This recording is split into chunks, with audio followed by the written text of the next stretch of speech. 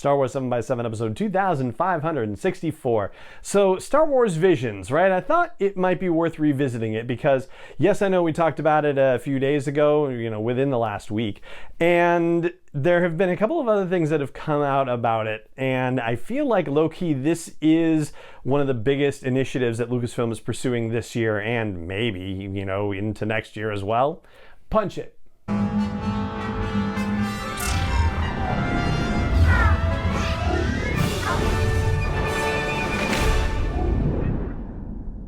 Hey Rebel Rouser, I'm Alan Voivod and this is Star Wars 7x7, your daily dose of Star Wars joy, and thank you so much for joining me for it. So the High Republic, right, we're familiar with that one, the big mega interconnected multi-platform storytelling initiative, right?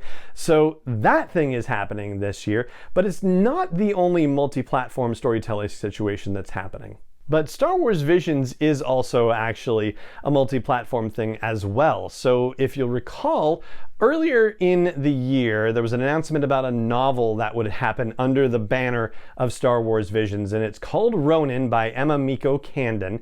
And that particular novel was supposed to be released in October. Still supposed to be released in October. So we know it's coming out in the month following the release of all of the Visions short animated films in September. So here's the piece that we didn't know, but we found out earlier this week.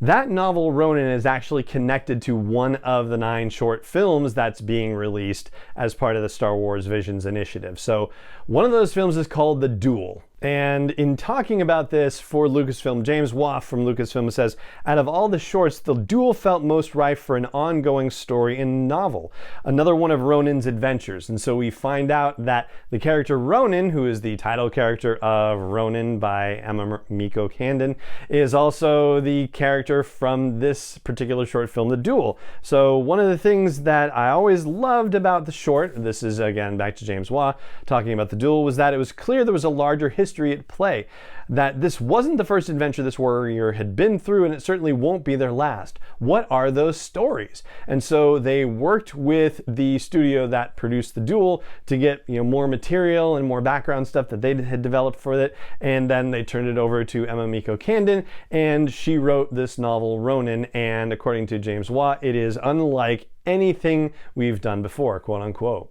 Now, if you are particular about the notion of canon, then you may need a little hand-holding through some of this, because I guess maybe one of the ways to think about this is almost like the Marvel What If series that just got announced, where it's like, what if the Black Panther was Star-Lord, for example, that sort of thing. There are kind of, I guess, elements for that perspective in a way in the things that are being proposed in Visions, but not exactly. So the way James Waugh puts it, he says, we really wanted to give these creators a wide creative berth to explore all the imaginative potential of the Star Wars galaxy through the unique lens of anime.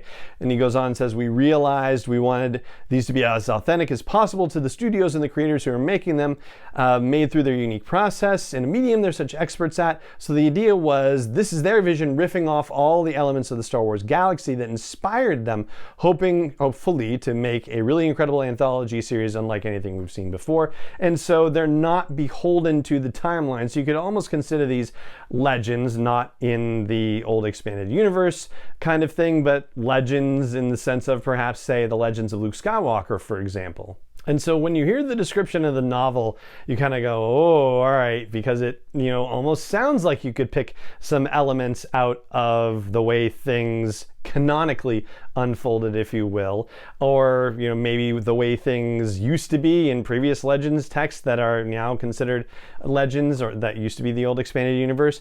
This is what the book description says for Ronin. The Jedi are the most loyal servants of the Empire. Oh, yeah, right? You're kind of like, wait a minute, this doesn't make sense. 2 decades ago, Jedi clans clashed in service to feuding lords. Sickened by this endless cycle, a sect of Jedi rebelled, seeking to control their own destiny and claim power in service of no master. They called themselves Sith. All right, so kind of intriguing, yeah. The Sith rebellion failed, succumbing to infighting and betrayal, which kind of sounds like the Sith of Legends, right? Which led Darth Bane to do the whole Rule of Two thing. And once the rival lords unified to create an empire, and the once rival lords, excuse me. But even an empire at peace is not free from violence. And, you know, you hear that and you think about the Galactic Empire, which was at peace to some degree, but it was also certainly not free of violence, and violence actually conducted by the state itself. So yeah, some interesting parallels there. And it goes on to say, far on the edge of the Outer Rim, one former Sith wanders, accompanied only by a faithful droid and the ghost of a less civilized age. And apparently the internet is very excited about this droid because it is wearing a comically large straw hat. And yeah, I'm kind of intrigued. I can't wait to see see how this actually, you know, plays out myself. Weird, I know.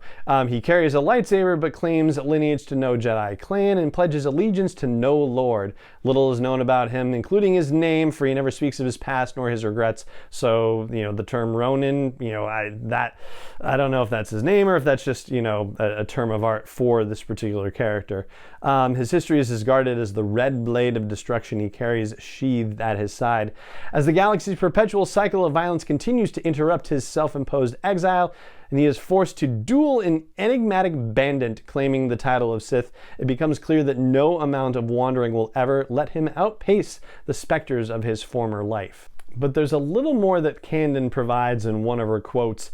She talks about how, you know, this is based on the sort of period dramas and in Japanese culture, and that they are particularly aligned with depicting samurai as protagonists because, and this is from her, they're suspicious of samurai as a class, and our Ronin falls right into that trope. I had to ask how this man rejected, or was rejected by, his social role, and why he continues to cleave to it.